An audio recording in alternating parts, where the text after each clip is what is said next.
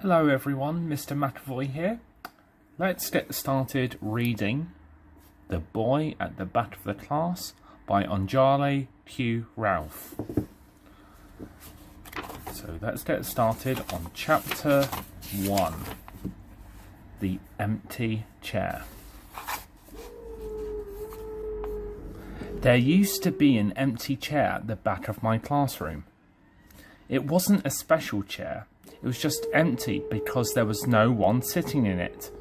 But then, one day, just 3 weeks after school started, the most exciting thing that could ever happen to anyone happened to me and my 3 best friends.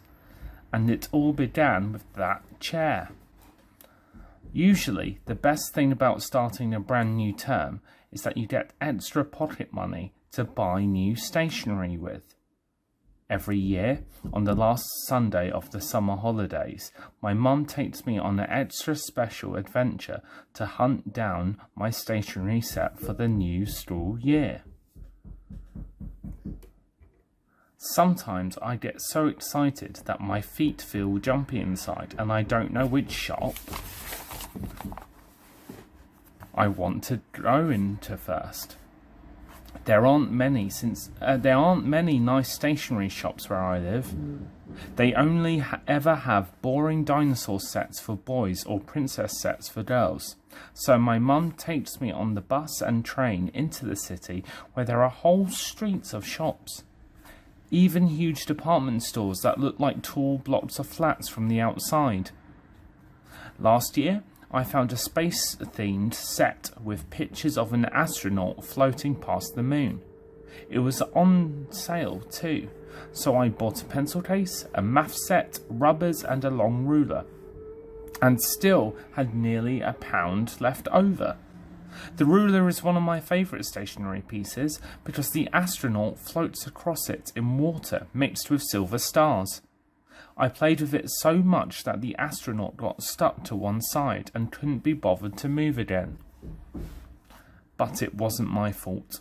Mr. Thompson, our teacher last year, had such a boring voice that my hands needed something to do. That's why it's important to have fun stationery with you in class, because you never know when you'll need to stop your brain from falling asleep or doing something that might get you into detention. This year, I bought a Tintin and Snowy set. I love Tintin. Even though he's only a character in the comic book and isn't real, I just want to be like him when I grow up. I think being a reporter and getting to solve mysteries and go on adventures must be the best job in the world. My mum and dad used to buy me a brand new Tintin comic book for my birthdays, and mum saves all the comics her library are about to throw away because they're too old or ripped and gives them to me. So I have a whole collection of them now. I've read them all at least 50 times. But I'll have to think of another pet to travel with because I'm allergic to dogs.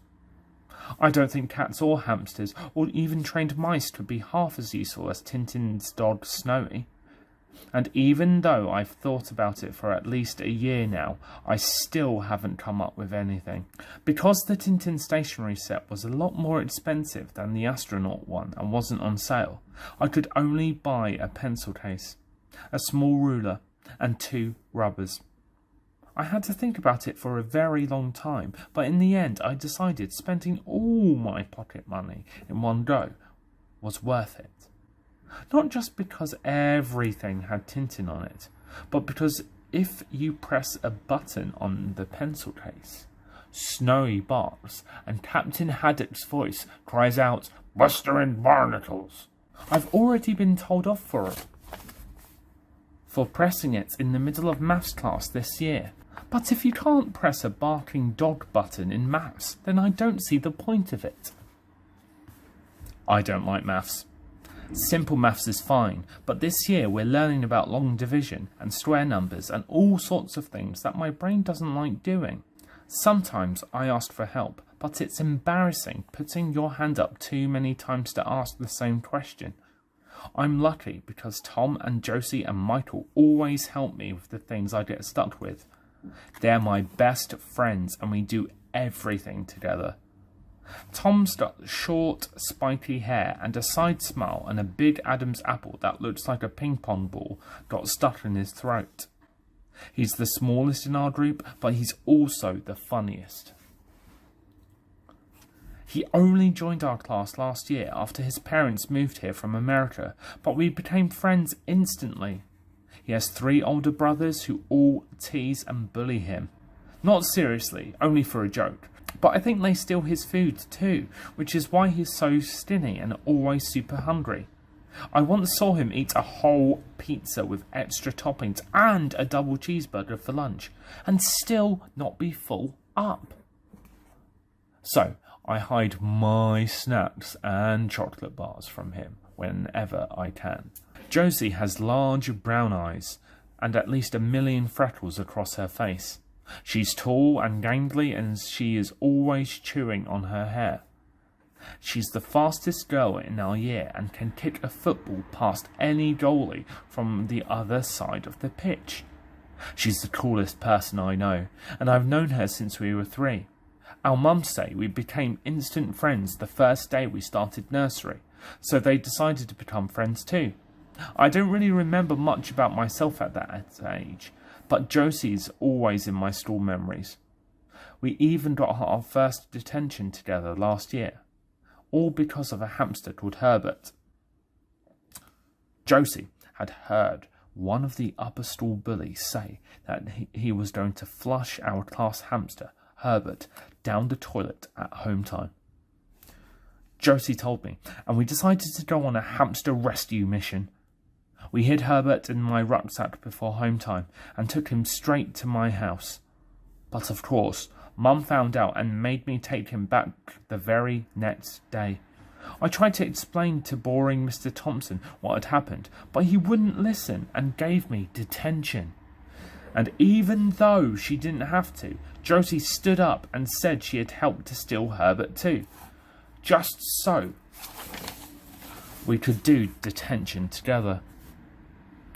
You know a friend's a best friend when they're willing to sit in detention with you.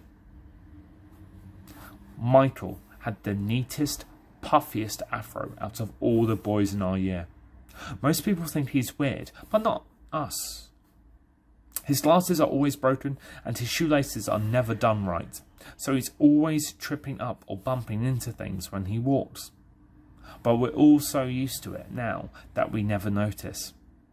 He's mostly quiet, but when he does say something, grown-ups usually look impressed and say that it's ingenious or insightful, or use other strange words beginning with in. I don't know what they mean, but I guess they mean he's clever. Grown-ups always like coming up with long words for simple things. Michael gets made fun of a lot because he can't run fast or kick a ball in a straight line. But he doesn't care. I wouldn't care either if I was as rich as him. His dad is a professor and his mum is a lawyer. And because they're always busy, they buy him all the latest gadgets and books and the coolest new games. When we went to his house last year for his birthday party, we saw his room for the first time. It looked like the inside of a toy store. I think it must have been easier not to care about what people think when you've got that many toys in your life. Josie and Michael are always competing with each other to see who can get the most gold stars and A's in class. Michael is the best at history and Josie is the best at maths. But I'm better at reading and spelling than both of them, especially Josie. She hates reading and never ever reads anything outside class. She says she doesn't have an imagination, so there's no point to reading books. I find that strange, because how can anyone not have an imagination? I think she must have had one when she was younger, but that it was knocked out of her when she fell off her bike last summer. Mum says people without imagination are dead inside. I don't think Josie is dead anywhere. She talks too much. Having 3 best friends can make schools seem like the best place to be, even on the most boring day. Although this year, school has become a whole lot more fun, and that's because of our new teacher, Mrs. Khan. Mrs. Tarn has extra bouncy hair and always smells of strawberry jam, which is much better than smelling of old socks like Mr. Thompson used to do. She's new to the store and extra clever, much cleverer than Mr. Thompson ever was. And she gives us prizes on Fridays when we've all been good. No other teacher in our year does that. Mrs. Tarn lets us do all sorts of interesting things that we have never done before. In the first week of school, she helped us make musical instruments out of things that we found in our store's recycling bin. And in the second week, she brought in a brand new comic book to read to us that wasn't even in the school library yet. Then, in the third week, something happened that was so surprising and made everyone so curious that even Mrs. Tarn couldn't make us focus on our lessons properly. And it all began with the empty chair. It was on the third Tuesday after school had started, and Mrs. Tarn was taking the register. She was just about to call my name when there was a loud knock at the door. Usually, when there's a knock on the door, it's just someone from another class bringing a note, so no one really pays attention. But this time, it was Mrs. Sanders, the head. Mrs. Sanders always wears her hair in the exact same way and peers over her glasses whenever she talks to anyone. Everyone is scared of her, because when she gives detention, she doesn't just make you sit in the room, she makes you memorize long words from the dictionary and doesn't let you leave until you've learnt them all off by heart. The meaning and the spelling.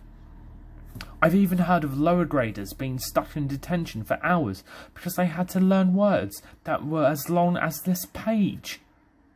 So, when we saw that it was Mrs. Sanders at the door, we all fell silent. She looked very serious as she walked up to Mrs. Tarn, and we all wondered who was in trouble. After she had whispered and nodded for a few seconds, she suddenly turned round and, peering over her glasses at us, pointed to the empty chair at the back of the class. All of us turned around to have a look at the empty chair, and this was the chair. As I said, it was a pretty ordinary chair, and it was empty because a girl called Dina left our class at the end of last year to move to Wales. No one really missed her except for her best friend Clarissa. Dina had been a bit of a show-off and was always talking about how many presents her parents got her every week and how many pairs of trainers she had and all sorts of other things that no one else cared about. She liked to sit at the back of the class because then she and Clarissa could pretend to be doing lessons when really they were drawing pictures of their favourite pop stars and diddling about someone they didn't like. Someone else could have taken the seat, but no one really wanted to sit next to Clarissa. That's why the chair had stayed empty. After whispering for a few more seconds with Mrs. Tarn, Mrs. Sanders left the classroom. We expected Mrs. Tarn to say something, but she seemed to be waiting, so we waited too. It was all very serious and exciting, but before we could start guessing about what was going on, Mrs. Sanders came back, and this time she wasn't alone. Standing behind her was a boy none of us had seen before. He had short, dark hair and large eyes that hardly blinked and smooth, pale skin. "Everyone," said Mrs. Tarn, as the boy went and stood next to her, "this is Ahmed, and he'll be joining our class from today. He's just moved to London and is new to the school, so I hope you all do your very best to make him feel welcome."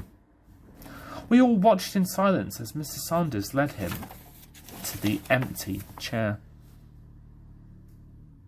I felt sorry for him because I knew he wouldn't like sitting next to Clarissa very much. She still missed Dina, and everyone knew she hated boys. She says they're stupid and smell. I think it must be one of the worst things in the world to be new to a place and have to sit with people you don't know, especially people that stare and scowl at you like Clarissa was doing. I made a secret promise to myself right there and then that I would be friends with the new boy. I happened to have some lemon sherbets in my bag that morning, and I thought I would try and give him one at break time. And I would ask Josie and Tom and Michael if they would be his friends too. After all, having 4 new friends would be much better than having none, especially for a boy who looked as scared and as sad as the one now sitting at the back of our class. Ooh, very exciting. So that's chapter 1 of The Boy at the Back of the Class, and we have just met Amit, the boy at the back of the class.